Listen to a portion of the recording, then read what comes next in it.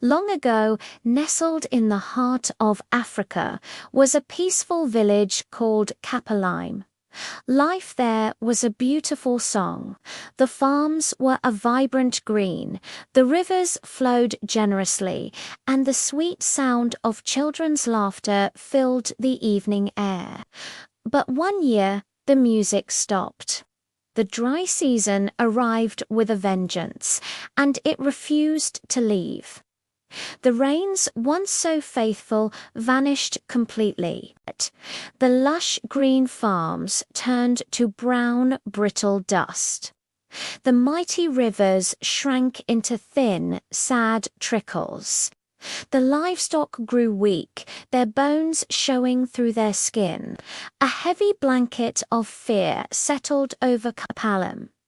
The elders, their faces etched with worry, gathered under the great baobab tree. One of them spoke, his voice raspy like the dry leaves. "This drought," he said, "is not ordinary. The spirits are angry with us." In this village of growing despair lived a small, quiet white goat named Zali. She belonged to a young orphan girl, Amma, who had very little in the world but a heart full of love for her tiny companion. The other villagers, and especially the children, often made fun of Zali. "Look at that tiny thing," they'd jeer. "She's so weak. What good is she?" They would chase her away, but Ama would always find her, whispering words of comfort and stroking her soft fur. One night, as a sliver of moon hung in the dark sky, Ama had a powerful dream. A woman, radiating a gentle light and dressed in flowing white robes, appeared before her.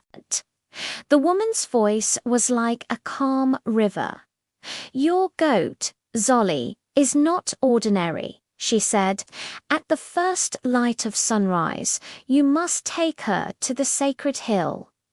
Amma woke up with a start, her heart pounding.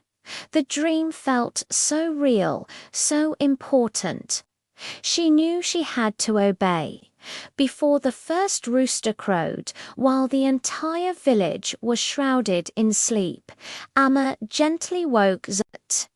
Together they began the quiet journey toward the sacred hill that overlooked Kpalime. The path was steep and rocky, but they pressed on. Halfway up the hill, Zali suddenly stopped. She lowered her head and began to paw at the hard, dry earth, digging with a strange urgency. "Zali, what are you doing?" "We have to keep going," Ama urged, tugging gently at her rope. But Zolly wouldn't budge. She dug and dug with her little hooves. And then something miraculous happened. From the very spot where Zali was digging, a dark patch of moisture appeared. It grew and grew, and then a trickle of clear, fresh water bubbled up from the ground. The trickle became a stream, flowing freely over the dusty earth.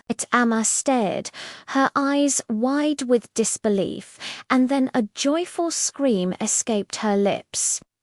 She turned and ran back down the hill as fast as her legs could carry her, shouting with all her might, "Water, come and see, Zali has found water." The villagers, startled from their sleep, stumbled out of their huts. They followed the sound of Amma's voice, their curiosity mixed with doubt. But when they reached the hill, they all fell silent. There it was, a fresh spring gushing from the barren ground, a gift from the earth itself. The elders fell to their knees in awe and gratitude. "The spirits have heard our pleas," one of them declared, his voice trembling with emotion. "They have used this small, humble goat to save our village." Soon after that day, the spell of the drought was broken. The clouds gathered, and the long-awaited rains finally fell, washing the land clean. The rivers swelled, the fields turned green again, and life, vibrant and joyful, returned to Kpalime. The very people who once mocked little Zali now looked at her with reverence and respect.